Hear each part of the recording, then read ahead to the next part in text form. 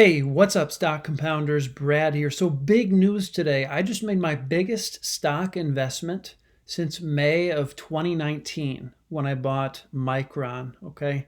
I bought Alibaba this morning, a 20% position in Alibaba, 20% of my portfolio at around $227 per share. And the big news most of you have probably seen. Daily Journal Corp just released their 13F filing very early, okay? April 5th, so just 5 days after the end of the first quarter. Charlie Munger's Daily Journal released their 13F filings. And you can see there's one new position, okay? Alibaba, 19% of Daily Journal's equity portfolio.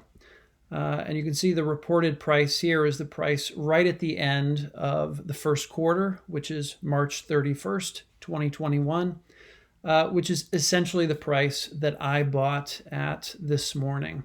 So, I've gotten into the investment case for Alibaba in other videos.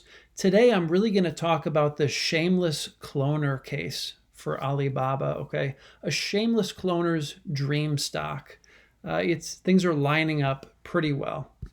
So let's take a look at who owns Baba, all right? There's 11 super investors that are tracked by Dataroma that own Alibaba. You can see the most recent here, Charlie Munger, 19%, very large position. And I'm pretty sure, I am sure, Lilu's Himalaya Capital used to own Alibaba. And obviously Charlie Munger and Lilu are very connected. Lilu runs some of Charlie Munger's personal money. So very interesting to see Daily Journal buying in heavy to Alibaba. We have Greg Alexander with the buy in just the fourth quarter of 2020, very recently. David Tepper has been reducing his position over the last couple of quarters, but still has a pretty strong stake in Alibaba. And you can see the other ones here. Now, another great investor, super investor that I follow, Ray Dalio. Okay, we can look at Bridgewater's 13F filings. You can't see that in Dataroma, but we can see it here through Whale Wisdom. Baba is the 6th largest position in the equity portfolio of Bridgewater Associates. And it's the 3rd largest business, okay, individual business in here, behind Walmart and Procter & Gamble. And you can see it was a 19% increase in the stake in the fourth quarter of 2020. So seeing what Ray Dalio was doing with Alibaba is really what first got me interested. But now that Charlie Munger has pulled the trigger on Alibaba, I mean, it's a pretty clear go for me. In addition to the work I've already done understanding the business. So those are a couple pieces. The free lunch portfolio, Mohnish Pabrai, is another piece with Alibaba. So Alibaba showed up in the 2021 free lunch portfolio, which Pabrai made some tweaks to as compared with previous years in the free lunch portfolio. But you can see here the 15 companies bought for 2021 in the free lunch portfolio. Alibaba shows up from David Tepper's Appaloosa Management as a shameless clone, okay? What's interesting, Alibaba is also in this basket of spawners. It's not listed here, but if you look at one of the recent lectures from Mohnish Pabrai, okay, this was from February 14th, 2021, so just a month and a half ago. He lists Alibaba as an apex spawner, okay? Not just one spawning type, but you can see here there's 4 spawning types that Alibaba is involved in. Adjacent spawning, embryonic spawning, cloner spawning, and non-adjacent spawning. So it's a pretty elite group that Alibaba is in with both Google or Alphabet and Amazon. as an apex spawner. So, just a lot going for Alibaba in terms of gurus that are bullish on it.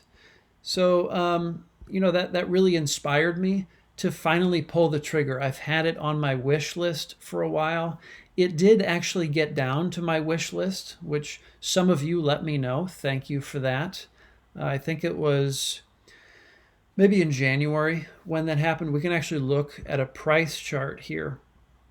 So I think, maybe it was the end of December or early January where Baba got down to my target buy price somewhere around 220.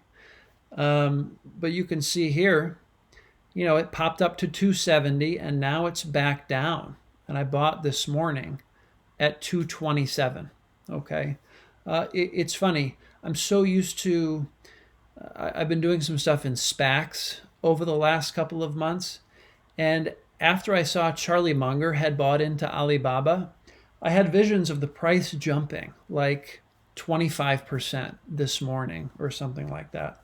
And of course, I set a limit order and it went through before the market opened at around 227, which is what I set the limit order for. But I was concerned that it was going to really pop because, Daily Journal bought in, but it didn't. And part of that is it's such a big company. It's not going to pop like a SPAC would, right?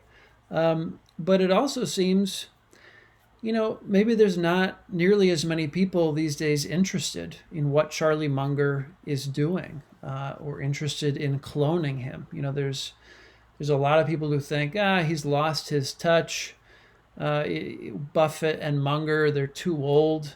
But I'm really excited.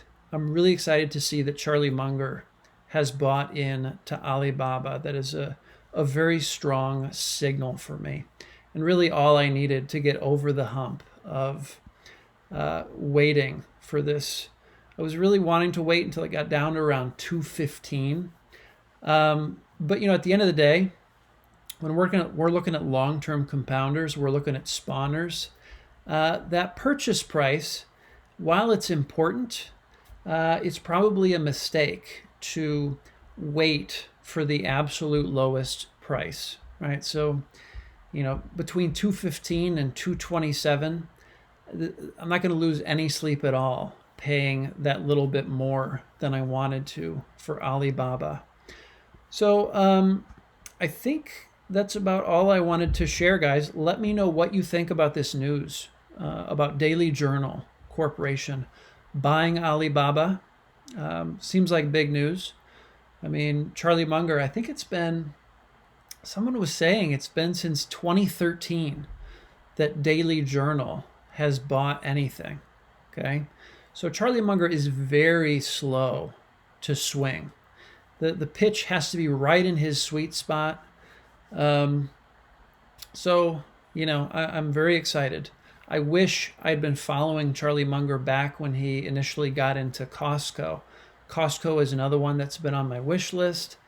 And, I'm still trying to understand really where my target buy price is. I'll probably do a little bit of nibbling with Costco as opposed to Alibaba.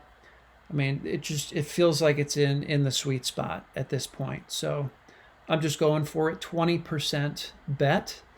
And we'll see how it pans out. I plan on holding Alibaba hopefully for a decade or more. So it's going to be kind of a staple part of the portfolio for quite some time. So just wanted to share this news with you all. And again, let me know what you guys think, both of Charlie Munger buying and of Alibaba in general as an investment. So without further ado, I will see you all in the next video. Take care.